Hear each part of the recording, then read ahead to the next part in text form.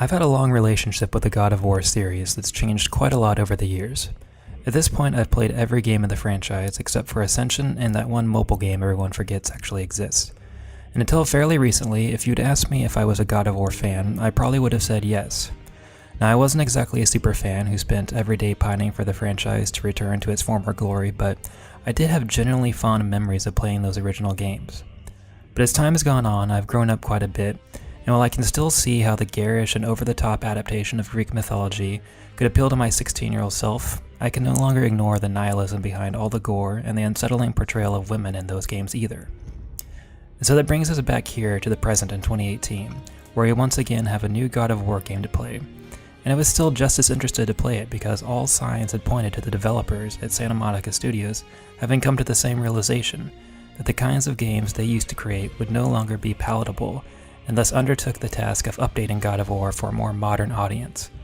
But what seemed like such a promising proposition unfortunately turned out to be a messy evolution that shows being able to recognize your demons doesn't always mean you're capable of excising them.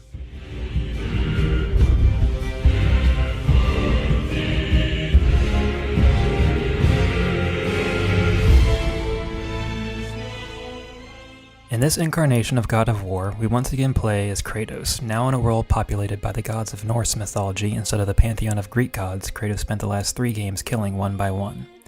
Yet again, the game uses Kratos' dead wife, albeit this time a new dead wife, as a driving action for your quest. And although they're still relying on this same tired trope, the first real sign of growth for both the developers and Kratos is that instead of being obsessed with cutting a bloody path through every god that's ever wronged him in search of revenge, Kratos' only goal for this game is to fulfill his wife's dying wish, to have her ashes scattered from the highest peak in all the 9 realms.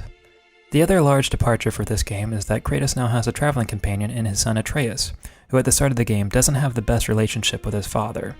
While just about everything you'll do in God of War is in service of this one overarching quest, the story is focused much more directly around the changing relationship between Kratos and his son. There's a lot to talk about in terms of what has been changed and what has stayed the same as part of the God of War formula. But since this series was always thought of as an action game first, let's start with the gameplay. In the years since God of War 3, Kratos has traded in his Blades of Chaos for a new weapon of choice, the Leviathan Axe, which leads to a noticeably different style of combat. While using the axe, Kratos can still employ a familiar combo of light and heavy attacks, but what makes things different this time around is that the axe will also double as your long-range weapon. At any time in or out of combat, Kratos can throw his axe and recall it to his hand at will. This is often used outside of combat to solve puzzles, and inside combat it serves as an interesting change of pace. When he doesn't have his axe, Kratos can still punch using his fists, which allows for a completely different string of attacks, and this style also has its own unique upgrade tree to unlock. In concept, this sounds like a great way to add some variety to the combat, but once you get to the actual execution is where many of the problems start to arise. Even though the game adds many more layers onto the combat later on in the game, for the first 5 to 6 hours, getting accustomed to the flow of combat with and without your axe is what you'll mostly be doing. While on paper this doesn't sound like that much to master, it took most of those first 5 to 6 hours just to get accustomed to the basic rhythm of combat. Although the axe has a certain amount of lock-on as long as your cursor is in the general vicinity of the enemy you want to target, I often found it difficult to find a natural time to throw my axe and bare-knuckle box a few monsters.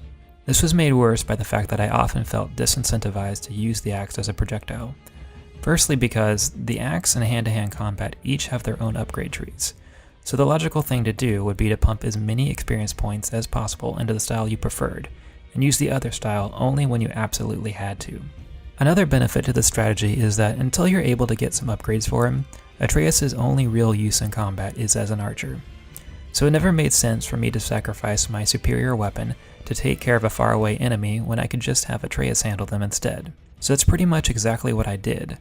But I'll also admit, this wasn't necessarily out of rationality, but instead because I just never felt comfortable using hand-to-hand combat.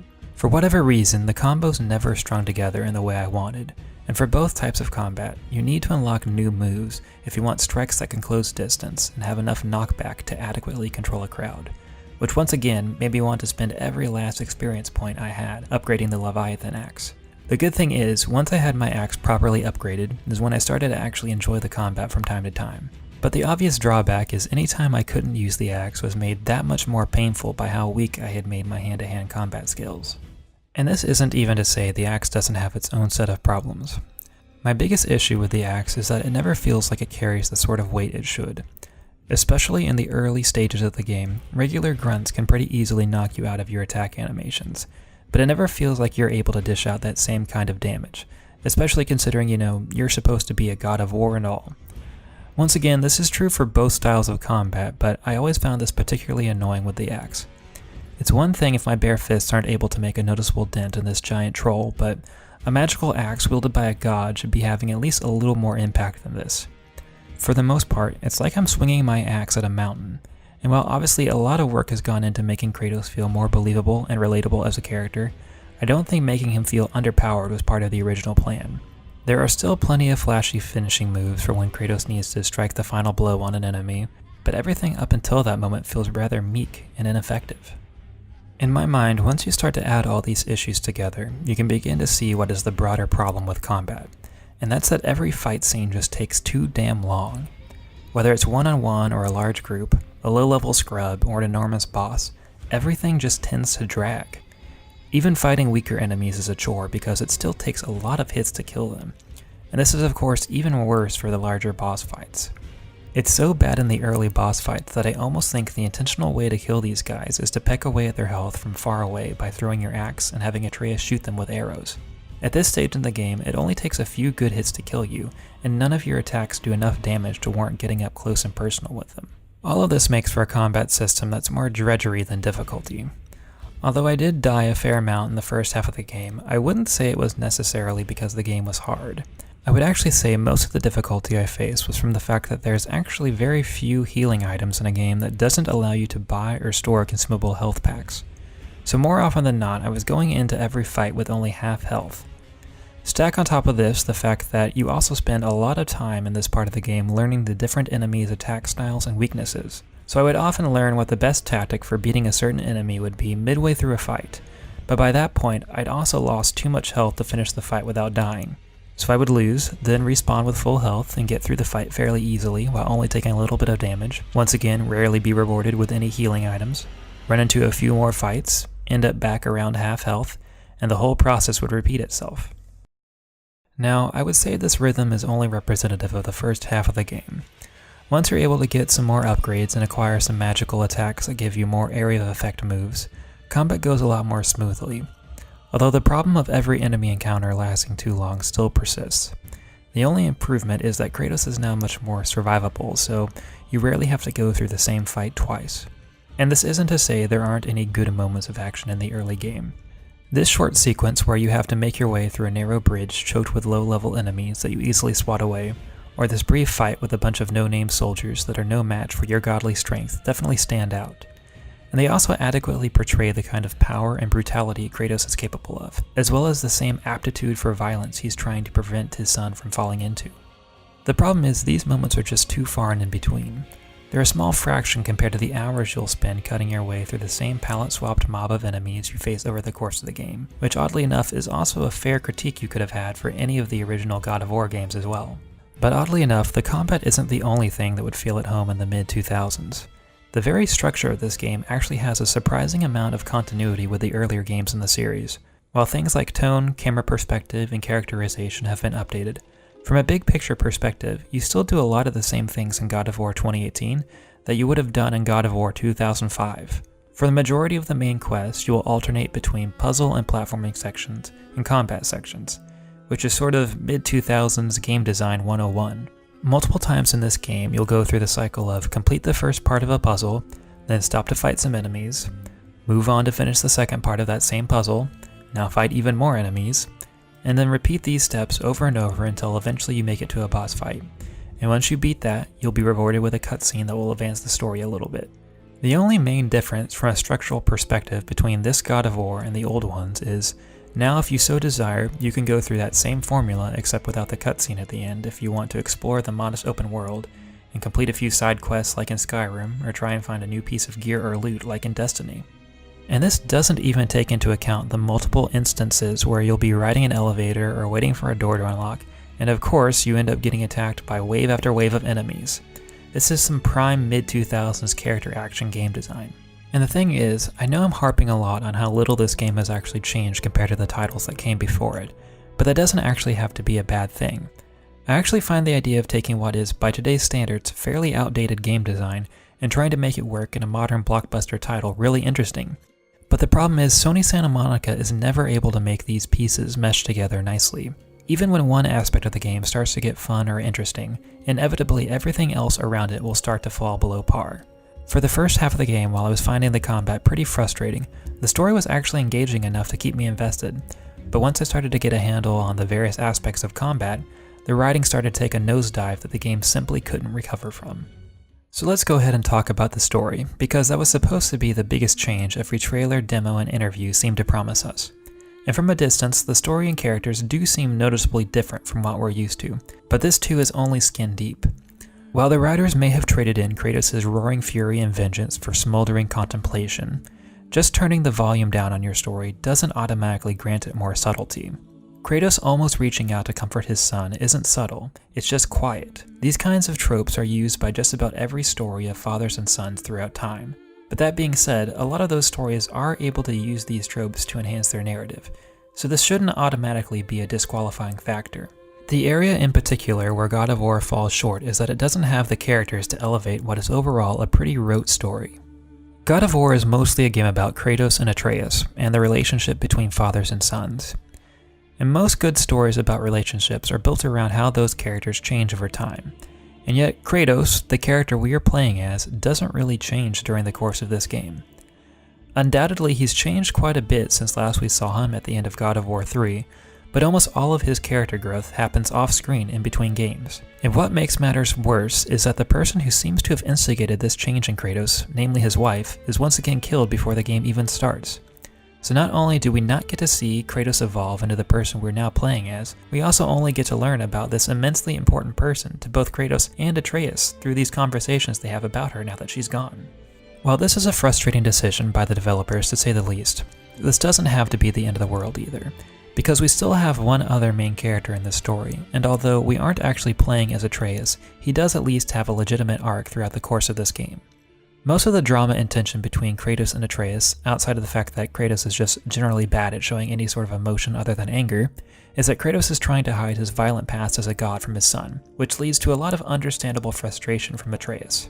Most of the first half of this game is spent with Atreus constantly poking and prodding his father to tell him more about himself, and often, because of circumstances outside of his control, more and more of Kratos' true nature begins to be revealed to his son. Most of the major plot points are pretty well-tread territory for stories of this nature, but that doesn't mean there aren't still some well-done quieter moments too. As someone who had a father that also found it hard to convey any real emotional affection to his children, there are definitely aspects of my own father I can see within Kratos. The scenes of Kratos and Atreus interacting with the dwarven shopkeepers in particular evokes the many errands I would run with my dad picking up tools or supplies for his next odd job as a carpenter or electrical contractor. There's a certain bond I developed with my father that only began once I started spending every summer working with him.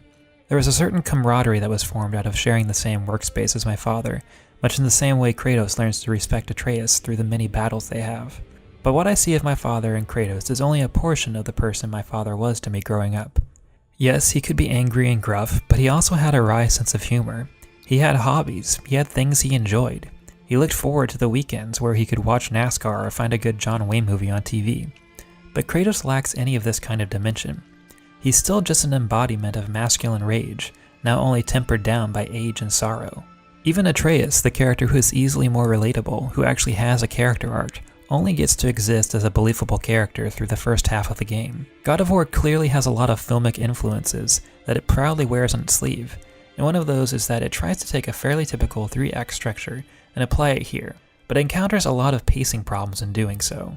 It takes what would be a strong first act and stretches it to its breaking point throughout the first 15 hours of the game, and then it has to smash and squeeze the last 2 acts into the final 5 hours of the runtime.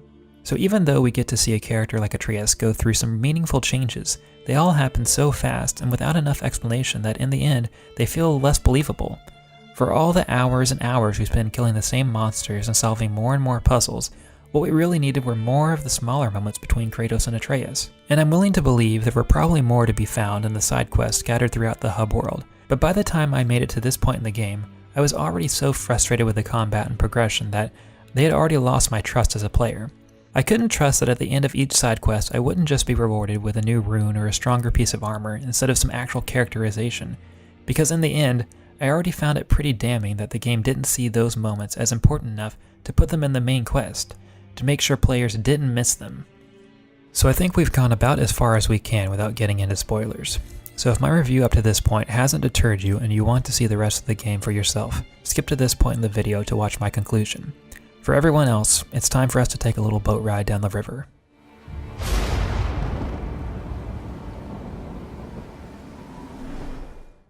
So here it is. This is the exact moment I knew I was going to have to make a spoiler section for this review, because this is the moment where the game almost got interesting.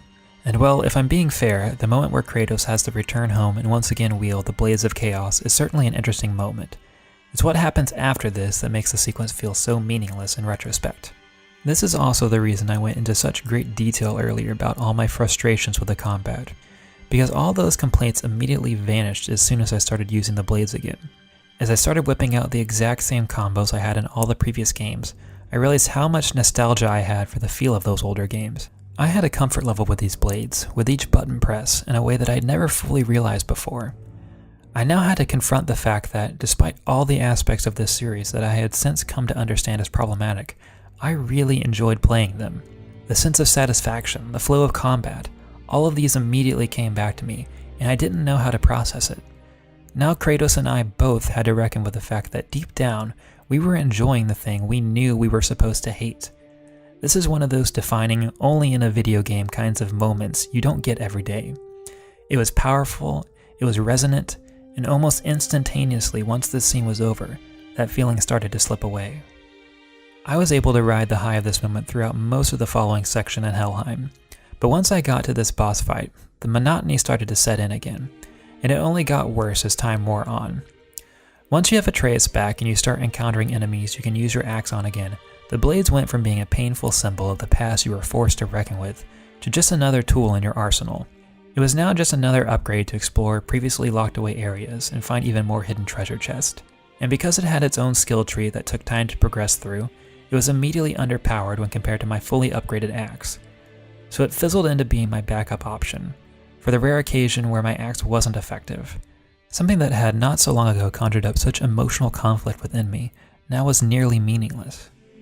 This was the only thing I absolutely had to address in the spoiler section, but since we've already headed down this road, and since this video is already far longer than I originally intended, let's go ahead and wrap up the story before we go along and get to my overall conclusion. There's really only one scene I need to talk about to show how the story ultimately fails both its characters and the audience, and that's the final fight between Kratos and Baldur. For starters, I just have to point out that by this point, I hated everyone in this scene. I hate Baldur for being a selfish brat incapable of understanding anyone's perspective outside of his own.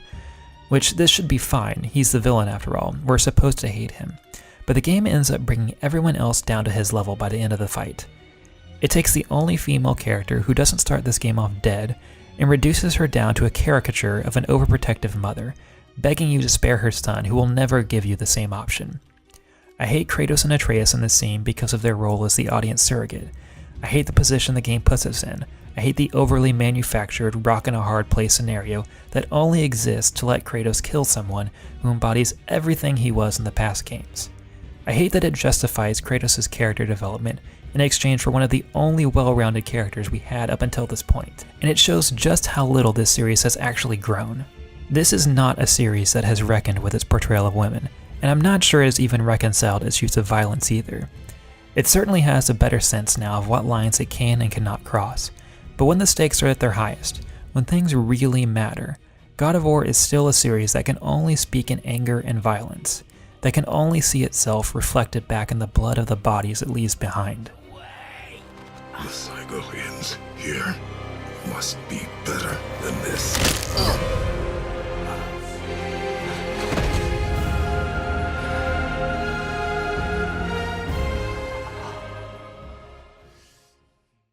Okay, now that we've gotten that out of the way, there is one thing I do want to commend Santa Monica Studios for before I wrap this up, and that's the actual ending to this game. I thought for sure when Kratos and Atreus finally made it to Jotunheim, there would be one last big boss fight with Thor or Odin or some other random deity of your choosing. And to be fair, I think I had every reason to assume that. After all, they pulled just about every trick out of the video game book of storytelling by having you get so close to the end of the game multiple times, only to push you back and make you retrieve yet another MacGuffin. Of course there had to be one last big boss battle, but pleasantly to my surprise, that boss fight never came. Thankfully, this game decided to do what was right by the story and just let Kratos and Atreus have this moment. This ending shows an amount of restraint that many games are desperate for, and yet most end up lacking the courage to follow through with. Hell, it shows an amount of restraint that most of this game was utterly devoid of up until now, but this unfortunately was far too little and far too late to make up for the other 20 hours that came before it.